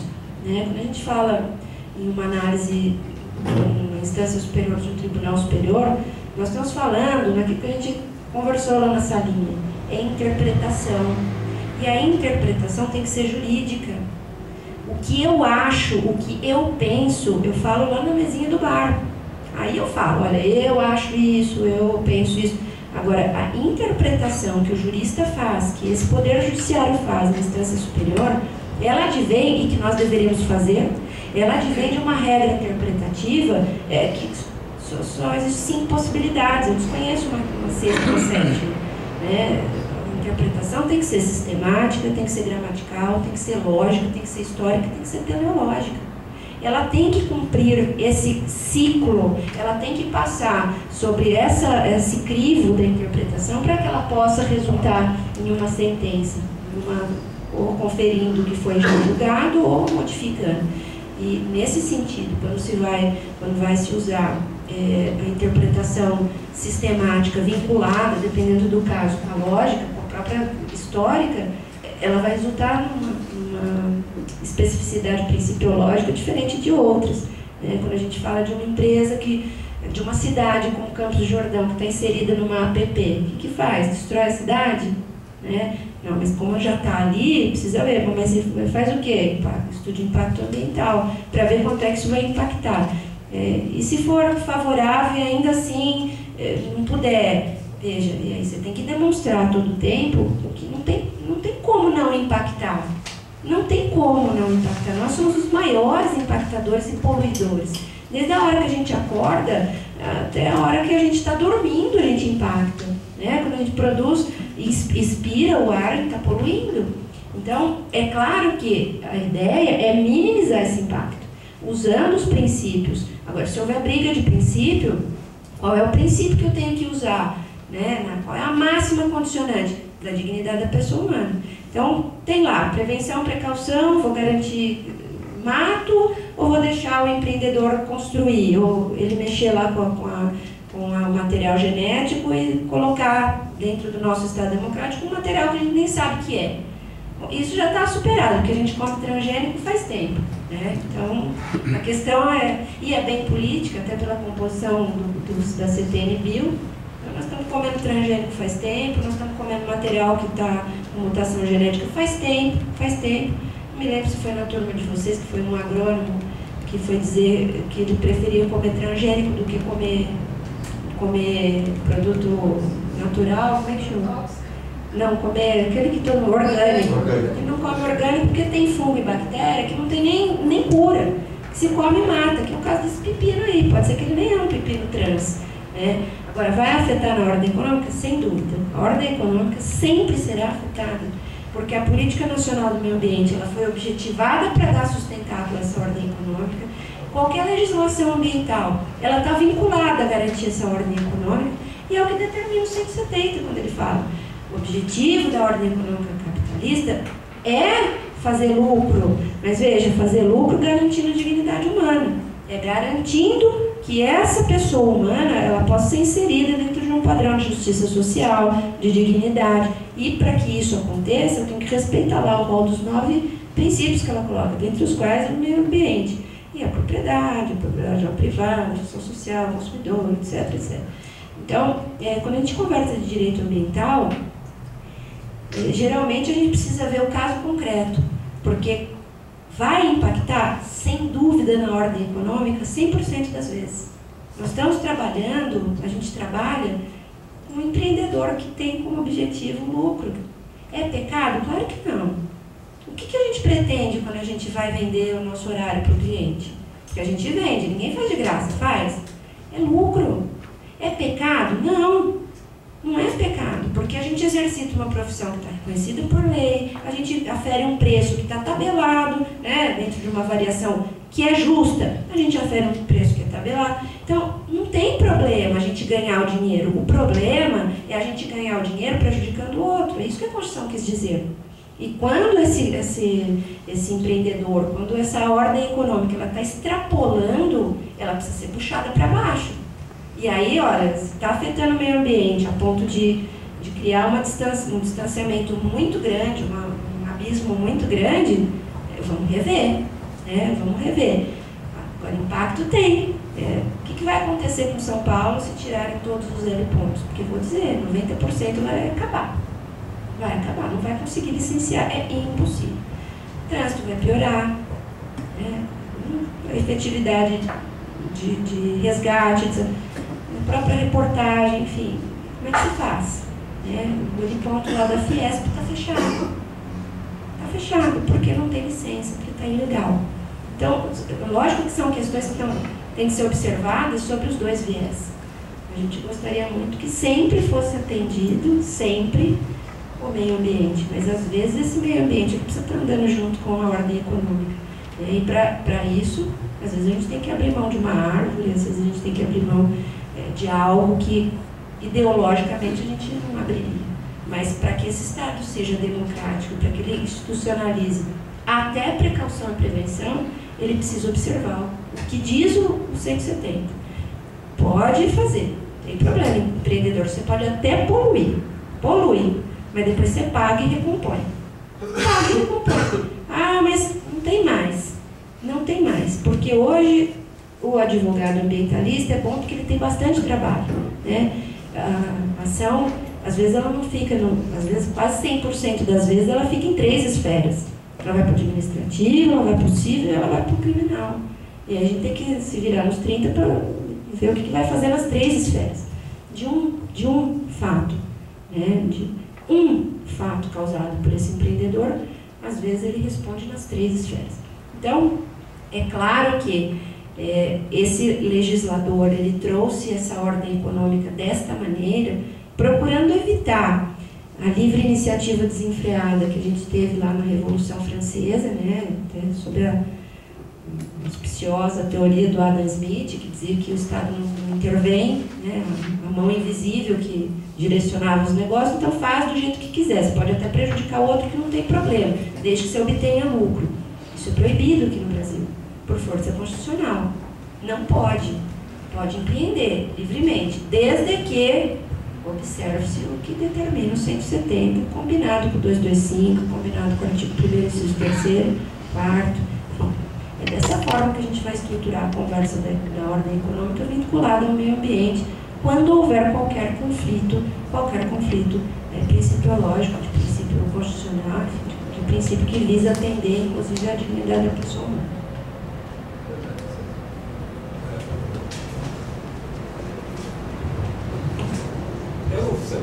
É uma observação que eu não sei se vou fazer bem a colocação, mas na ordem das coisas, me parece que o poder econômico, ele atrapalha um pouco a gente na aplicação do direito ambiental, como, por exemplo, permitindo, por exemplo, na zona dos mananciais, Agora estão tirando tal, que o pessoal usa aquilo que não tem para onde ir. E eles não tomam certas providências. Então eu acho que os grandes culpados dessa situação, às vezes, e atrapalha, no nosso caso, discutir e avançar no direito ambiental, é justamente os poderes constituídos, seja lá o governo, os próprios industriais, comerciantes, etc. A senhora podia fazer uma avaliação assim, nesse aspecto, porque eu acho que esse problema de mananciais, principalmente que agora estão cuidando de certa forma, acontece porque é um problema social. E como na segurança, por que a segurança temos problemas? Problema social também, mal de raiz. O senhor faria, por gentileza, uma explanação? Doutor, a tua colocação é Nelson Rodrigues, a vida como ela é, sabe? E a vida como ela é dura, né? E a maior causa, o maior dano ambiental é causado pela pobreza. É causado pela pobreza. Por quê? Porque a pessoa humana, ela precisa sobreviver. E para sobreviver ela precisa de uma casa. E para sobreviver ela precisa tomar água, ela precisa jogar o esgoto. E ela vai se vincular em áreas de manancial, porque são áreas que estão perto da água. Então nós temos um exemplo aqui, na Represa Billings, por exemplo, né? Talvez seja o mais expressivo de São Paulo, e que não dá para a gente culpar, eu culpo o poder público, eu culpo a pobreza, é um conjunto de condições que levaram a isso. Agora, fato é que às vezes não dá nem para fazer nada, porque eles já estão ali. Tirá-los dali causaria um impacto tão maior que é melhor deixar como está, porque já está contaminado. Né? O banco de semente já está contaminado, a água já está contaminada. Então, descontaminar levaria séculos, anos, muitos anos. E o investimento seria muito alto. Agora, o que precisa é o poder público organizar a situação. Através do quê? Do plano diretor. Ele tem como fazer. Aliás, o plano diretor determina que se tire os menos privilegiados financeiramente desses bairros que são irregulares e insira em bairros regulares. O problema é que não fazem.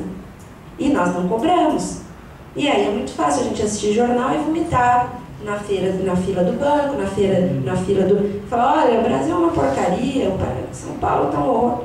Tá, mas o que a gente faz? Né? Veja, o dever não é só do poder público, é nosso também. É nosso também. Através do quê? Do nosso poder de intratuação popular, do nosso poder de usar a liberdade de expressão, do poder que nós temos aqui na Casa do Advogado, poder democrático, de fazer o que nós estamos fazendo aqui, de discutir publicamente questões que afetam uma população de uma das maiores cidades do mundo. Do mundo. E nós estamos falando de um país que tem 190 milhões de habitantes e que estão divididos em 5.565 cidades, que são todas diferentes uma da outra, que são absolutamente diferentes. Quando eu fui dar aula em Itu, a realidade é outra, a estrutura é outra. Eu fui falar de meio ambiente artificial, falávamos de plano diretor, é outro. E é por isso que o legislador determinou esse poder de regulamentar o uso do território para o município. É esse município que sabe gerir o que precisa, o que não precisa, o que é bom, o que não é bom. Agora, ele faz? Ele não faz. E com isso, o que acontece? Os bairros irregulares, que a gente chama de favela, eles acabam crescendo, eles acabam tomando uma proporção que é incontrolável. Não sei se vocês leram, há pouco tempo saiu na Veja, aquela que tem na capa a louca perua lá que toma champanhe numa taça de ouro, sabe? Que é bem a realidade do Brasil, né? O Brasil que morre de fome, ela gasta 75 mil e paga para aparecer na televisão, uma coisa meio surreal, né? Esquizofrênica até, mas tudo bem, né? Democracia, a gente fala, paciência. Mas houve uma reportagem nessa revista que falava da estrutura da favela hoje, até dando asmo à questão da ordem econômica. Hoje eles têm uma ordem econômica interna que supera, às vezes, o PIB do próprio bairro local que está regular. Na venda de produtos, na venda de serviços, no atendimento. Né? E lá eles faziam um comparativo com produtos de beleza, né? Especificamente um perfume importado. Diz que no shopping Morumbi, na loja mais cara, custava 100. E na Paraisópolis o mesmo produto custava 200, e eles compram. e eles compram, porque eles também querem ter, né? Ele liga a televisão, o insensato coração, vê lá a mocinha passando perfume, a gente quer, né? A gente se identifica, eu tiro lá o cabelo com shampoo Pantene para aparecer a Gisele Bündchen, né? Os meninos compram a Havaiana para aparecer o Gianecchini, e aí a gente se sente um pouco melhor. Agora, isso precisa ser combatido, a gente precisa sair dessa morosidade que nós temos, que a própria mídia causou, né? Quando impõe publicidade até com mensagem subliminar, e que possibilite que a gente seja crítico, que haja massa crítica como há aqui, nessa Casa Democrática, para combater esse tipo de situação. Olha, o que a OAB pode fazer, a Comissão do Meio Ambiente da OAB pode fazer, para ver, para fiscalizar se o poder público está cumprindo o plano diretor. Se o plano diretor ele é apto para aquela região, ou ele dá a condição, a efetividade, porque a própria cidade tem que cumprir a função social dela. E ela só cumpre quando ela está cumprindo o que diz o plano diretor, né? Então, nós estamos num mato sem cachorro, né? Se ficar, o bicho pega, se correr, o bicho come. Mas, menino, nós somos homem, né? Então, nós precisamos sair desse marasmo e ir para a luta, né? Material, arma nós temos e poderosa. Nós temos arma. Agora, força de vontade, ânimo, a gente já caiu num padrão assim, ó. Ninguém faz, eu também não faço. Já desanimei, eu vou para casa, eu vou para... Esse é o padrão que nós vivemos hoje. E como é democracia, não tem problema ter esse padrão. Mas eu não quero. Eu quero envelhecer dentro de uma cidade, podendo contribuir com a cidade, né? E isso significa dizer, eu vou ter que abrir mão de muitas coisas, de estar com as pessoas que eu gosto, como é o caso da gente hoje aqui, né? Vocês deixaram família em casa, vieram voluntariamente escutar uma palestra de uma maluca, de uma imbecil louca, enfim. São coisas como essas, que parecem muito pequenas, mas que fazem uma diferença muito grande. Porque assim a gente pode questionar, pelo menos questionar, sair da zona de conforto e verificar por que acontece, né? E para que acontece. Se a gente existe um documento hábil, existe uma normativa, mas não se efetiva. O plano da efetividade, ele é nulo aqui no Brasil, nulo. Rapidamente, comparativamente, nós, por exemplo, a entidade do Sacra Santo Antônio, tem a ação comunitária do Sacra Santo Antônio, que cuida da segurança, faz o que pode. Mas nós sabemos, e nós vamos brigar com o governo, né, toda hora, chamando o pessoal, seja a Polícia Militar, a Polícia Civil, vice-governador, governador, secretário de segurança, mas nós sabemos, e já estamos cansados de saber, assim, que o mal é um mal difícil, como a senhora comparou agora, porra, um mal de raiz, ou seja, é problema social. Mas então, fazemos dentro das nossas forças. Mas a senhora tem razão, nós devemos disponibilizar mais o pessoal, principalmente a OAB, ou sei lá quem, e ser mais aguerrido, e brigar, sei lá, como fala assim, desculpa, isso aí vocês espanhóis, né?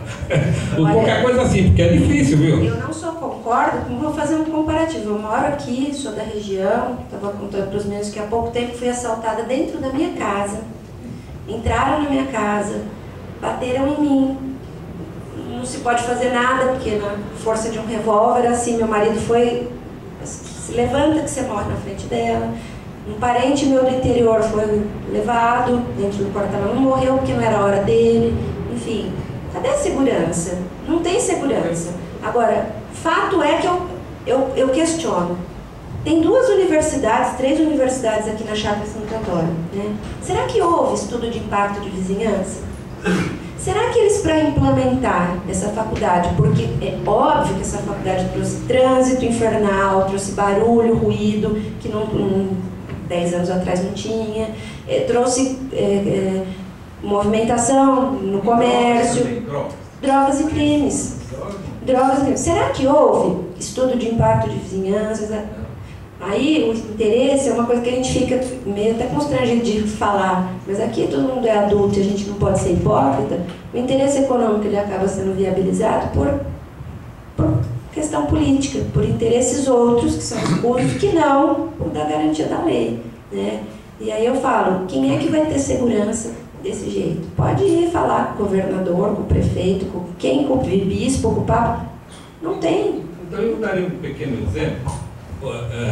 houve vários problemas, eles queriam fechar um restaurante com um cliente nosso lá, que diziam que eles eram culpados de ter barulho em frente ao NIP, aquele negócio todo, né? Mas eram os estudantes que botavam som alto, etc. Então, eu tive brigando a postura pelo cliente, claro, né? Dizendo o seguinte, eles queriam mandar aquele que tinha um comércio, investiu ali, está dando trabalho para várias famílias. Então eu falei, vocês têm coragem de achar a verdadeira, por que essa situação que se criou aqui? Então vocês mandam fechar o NIP. Aí não tem mais aluno. Aí parou tudo. Ficou tudo como está. Quer dizer, vai melhorando, vai se brigando, mas esses instrumentos, como é o caso do estudo de impacto de vizinhança, que vem previsto, que é um instrumento de controle do uso do território, que vem previsto no Estatuto da Cidade, e, portanto, muitas vezes previsto no plano diretor, ele serve para combater esse tipo de questão. Né? A gente precisa, quando existe um empreendimento, seja ele na área urbana, seja ele na área rural, verificar uma área de amortecimento. Para quê? Para possibilitar o mínimo impacto. Impacto vai ter, é claro que terá. Agora, vamos minimizar esse impacto com essa área de amortecimento, que é o que falta. Eu questiono, será que a Unip fez estudo de impacto de vizinhança? Porque eu desconheço. Será que houve audiência pública aqui, inclusive chamando os moradores da Chácara Santo Antônio para ver se queriam ou não a viabilidade de uma universidade desse porte, desse nível, trazendo o tipo de estudante que traz? Veja, então a gente fica assim... E tem mais, tem o Uniban agora. Agora une tudo, tem, tudo une. A senhora fala em Estatuto da Cidade. A Lei 10.257 é de 2001. Ela é recente. A Unip está há quanto tempo aqui na região? O Estatuto da Cidade, ele reporta, se me falha a memória, o plano diretor. A exigência do plano diretor, uma população acima de 20 mil habitantes. Tem muitos municípios que nem existe plano diretor, essa é a verdade. A Marta, a prefeita, foi na época da gestão da Marta que foi criado o plano diretor. Então esse relatório de impacto de vizinhança, que é uma novidade agora, ela não esteve presente quando o NIP estava instalado ou outro comércio estava instalado. Agora, mas o estudo de impacto ambiental estava na Constituição. Sim, mas a Constituição, na verdade, como você vai falar, falta de efetividade. Como o próprio Estatuto da Cidade. Um exemplo claro, que a senhora pode discordar de mim. Por exemplo, a senhora falou sobre o artigo 182, onde fala-se, na sanção, ela é progressiva. É sucessivamente. Primeiro, a edificação compulsória. Depois vem o IPTU progressivo. E depois a desapropriação, se me falha a memória. O IPTU progressivo acho que é o último. Não, a desapropriação é o último. É sucessivamente. Vou até fazer uma colocação sobre a observação que o senhor fez. Eu tinha pensado em falar, mas... Então, deixa eu complementar a minha situação, o meu pensamento. Quando há uma exigência de uma edificação compulsória, eu sou proprietário, por exemplo, do imóvel, ela não está exercendo a função social. A prefeitura vai me notificar, correto? Após a notificação, eu tenho um prazo de quantos anos para apresentar um projeto? Se me falar a memória, 1 ano. Após eu apresentar o projeto de edificação, eu tenho 2 anos para construir. Já são 3. Acumulando sucessivamente, se eu não fizer nada disso, se eu apresentei o projeto, mas não fiz, qual vai ser a minha sanção? IPTU progressivo. Até quanto? 15% do valor venal do imóvel. Está na Constituição, no Estatuto da Cidade, se lembra. E após essa IPTU progressiva é que vem a desapropriação. Mas desapropriação, existe um embate, como todos vocês advogados, desculpe, os senhores advogados sabem disso aí. Isso leva tempo. Até aí já está consumado o fato degradante que causou toda essa emblemática. Então, é o que a senhora disse logo no começo. Existe uma lei, existe um estatuto, existe a Constituição, mas ela não é eficaz. Não é eficaz. Os senhores advogados sabem muito bem disso. Como contornar isso aí? A gente contorna. A gente contorna quando a gente incorpora e quando a gente vive a Constituição, coisa que o brasileiro não faz. E aí vou fazer duas colocações a respeito, primeiro, da idiotice do Constituinte quando ele determina um padrão para que haja plano diretor na cidade de 20 mil habitantes. Isso é flagrantemente inconstitucional, porque nós temos inúmeras cidades que têm menos habitantes do que 20 mil e que estão obrigadas a fazer também, porque senão essas cidades elas não têm obrigação de cumprir função social. Pode ser samba do Crioulo Doido, pode ser folia da casa da tia Joana, não pode, não pode. Então foi um equívoco constitucional, porque esse padrão nem se comprovou. Como é que se comprova? Como é que eles chegaram nesse padrão de 20 mil habitantes para que haja um plano diretor? Às vezes a cidade menor ela precisa muito mais de plano diretor, até para que ela tenha um crescimento ordenado, adequado, até a garantir o bem-estar dos habitantes, do que as cidades que têm mais expressividade, que já estão com um crescimento acelerado e já estão, de certa forma, até com política pública institucionalizada. Então essa questão do 20 mil habitantes é uma questão que é muito discutida. Aqui no estado de São Paulo já se resolveu o problema, porque o Ministério Público mandou que todas as cidades cumpram o seu plano diretor, independente do número de habitantes, porque senão ela fere. Vou pedir licença para ler aqui o que diz o artigo 182, só para que a gente tenha ciência do que ele está falando. E diz assim: a política de desenvolvimento urbano executada pelo poder público municipal, conforme diretrizes gerais fixadas em lei, tem por objetivo, número 1, ordenar o pleno desenvolvimento das funções sociais da cidade e garantir o bem-estar de seus habitantes. E ela diz assim no parágrafo 1º: o plano diretor, aprovado pela Câmara Municipal, obrigatório para cidades com mais de 20 mil habitantes, é instrumento básico da política de desenvolvimento e de expansão urbana. E no segundo, a propriedade urbana, ela cumpre sua função social quando atende às exigências fundamentais de ordenação da cidade expressas no plano diretor. E que, se não atendidas, é facultado ao poder público parcelamento ou edificação compulsória ou IPTU progressivo. Se assim não for, desapropria. Mas ela fala sucessivamente. Sucessivamente. Então. Agora, fato é que eu já acompanhei vários casos em que inviabiliza-se o uso da propriedade, que compensa conversar com o prefeito, com o Ministério Público, e falar: prefeito, desapropria, eu prefiro. Porque eu não vou poder construir, não vou poder entrar, não vou poder respirar lá dentro. Então, o que se faz? Desapropria. É mais viável para o empreendedor. Ele gasta menos. Questão de IPTU progressivo. Tem o caso aqui, São Paulo está crescendo, né? Guarulhos, depois de Guarulhos vem até chegar em Santa Isabel.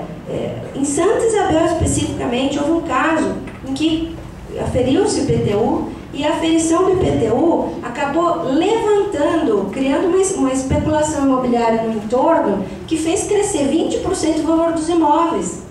Então, assim, as consequências, às vezes o tiro sai pela culatra, né? Agora, o que vai fazer para essa Constituição ser efetiva? Precisa conhecer a Constituição, primeiro lugar. Segundo lugar, precisa criar uma ordenação dentro desse Estado Democrático de Direito e que obrigue o legislador a conhecer essa Constituição. E não só a Constituição, conhecer a realidade que ele vive. Que ele vai para lá para viajar de avião, tomar champanhe caro e ganhar dinheiro, tirar dinheiro da gente. Não para fazer lei. Qualquer um, até o Tiririca, vai poder fazer lei. Então, é meio contrassenso dentro de tudo o que diz a Constituição Federal. Como mudar? Conhecendo a Constituição Federal. A gente só vai conseguir organizar o circo, por ordem do circo, Quando a gente souber quais são as regras do circo, que hora que vai apresentar o cara do palhaço, que hora que vai apresentar o cara que anda com a moto, aí dá.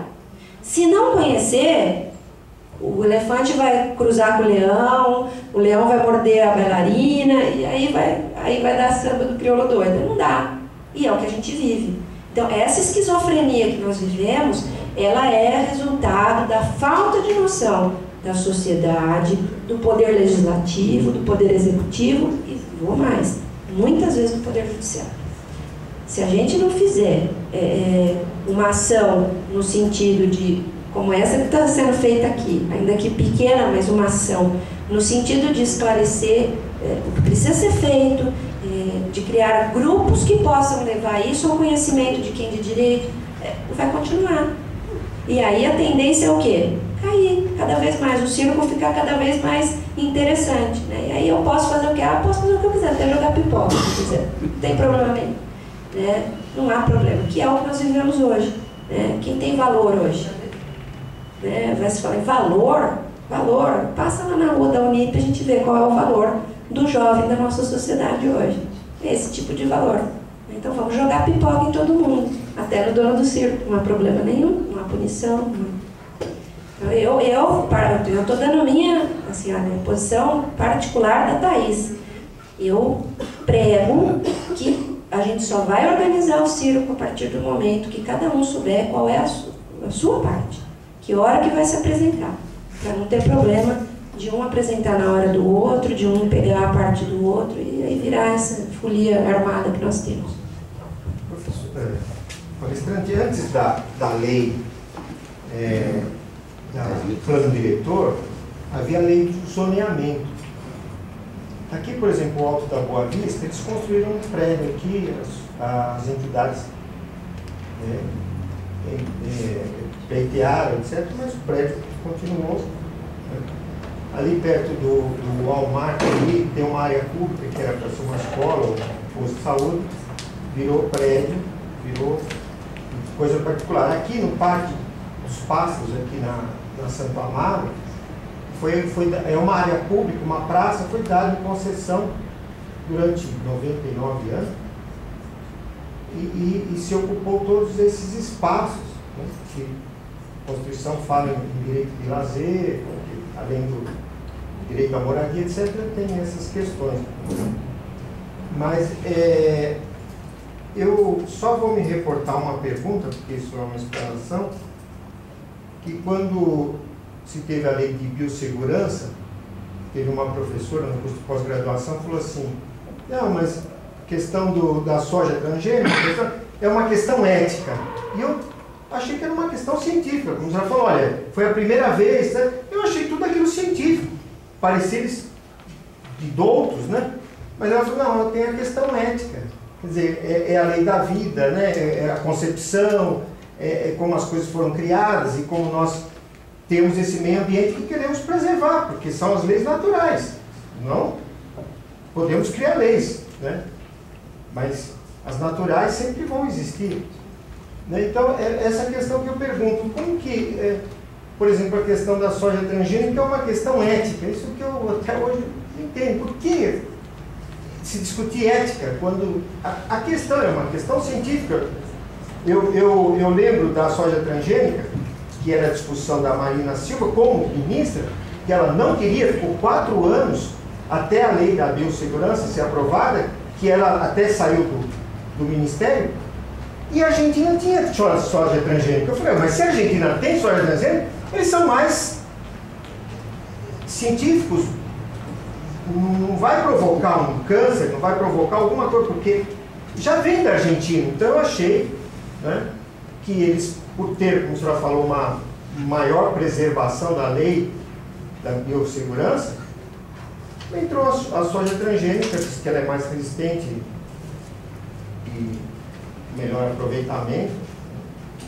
Mas a questão ética que eu acho... A questão da ética acompanha o direito, acho que desde sempre, né? Desde que o direito é direito, e muitas vezes ele se confundiu, né? E aí eu estou dizendo ética, moral e religião, né? Então, muitas vezes, até da tradição que nós temos, a gente acaba confundindo o que é ética, o que é moral, o que é valor e o que é direito. Hoje nós temos uma Constituição que é laica, um Estado laico, que permite qualquer tipo de manifestação religiosa, moral. Agora, fato é que discutir direito sob o viés da ética é discutir o direito fundamentado em princípios filosóficos, em questões estruturantes da própria ética, da própria moral vinculada a conhecer Kant, a conhecer Locke, a conhecer Comte, a conhecer Foucault, a conhecer Nietzsche.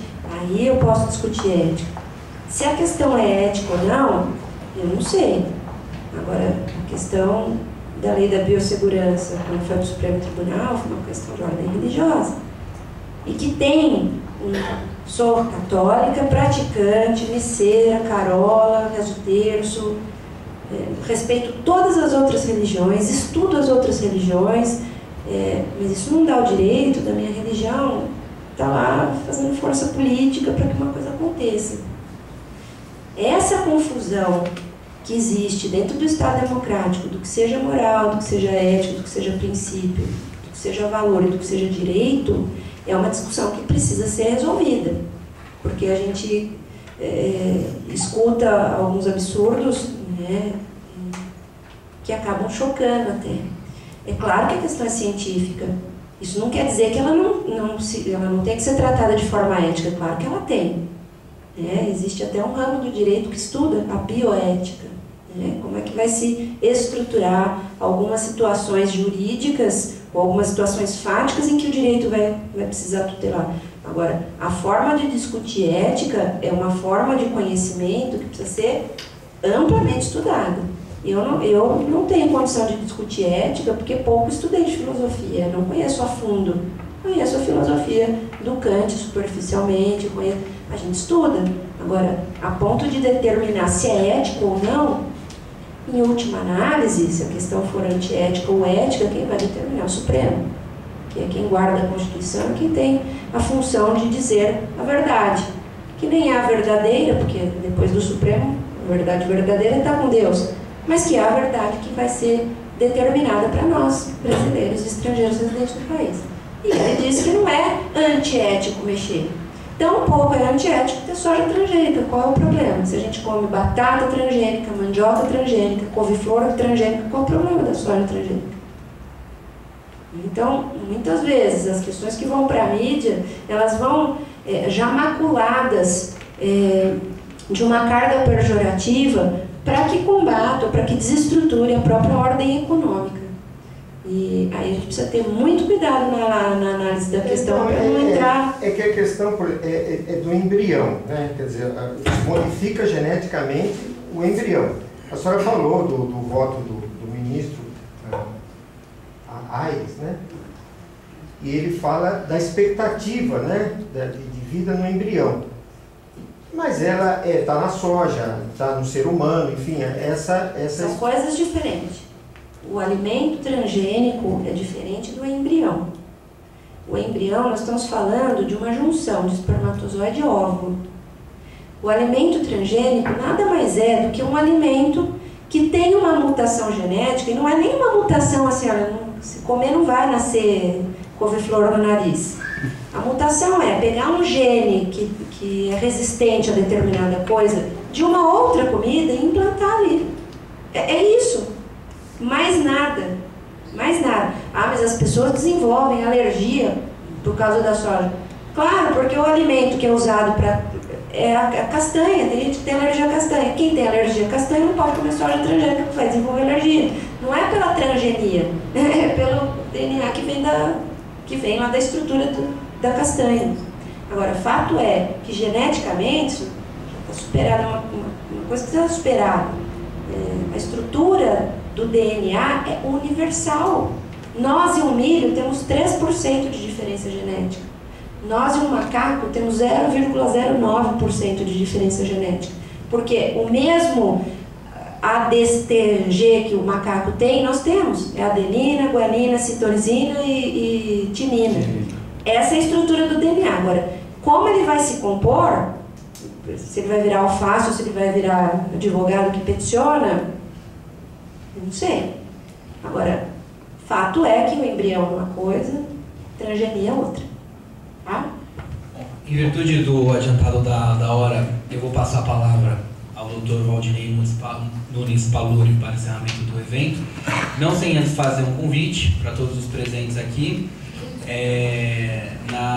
Amanhã, quinta-feira, nós teremos a palestra da doutora Nora Camoy, uma colega peruana, que vai falar sobre a questão do conhecimento tradicional e o direito ambiental. Na sexta-feira nós teremos a palestra do vereador Ítalo Cardoso falando sobre reciclagem e catadores de lixo na cidade de São Paulo. Convido todos também a virem às reuniões da Comissão de Direito Ambiental dessa casa. As reuniões acontecem toda primeira ou última quarta-feira, Maria Lúcia? Primeira quarta-feira de cada mês. Professora, tive uma grande satisfação na minha vida, que foi ter tido aula com a senhora. Eu, junto com o Dr. Carlos Latorre, que aqui está presente, também faz parte da nossa comissão. E quero agradecer muito a senhora pela palestra de hoje. A doutora Maria Lúcia, nossa coordenadora, vai lhe entregar o certificado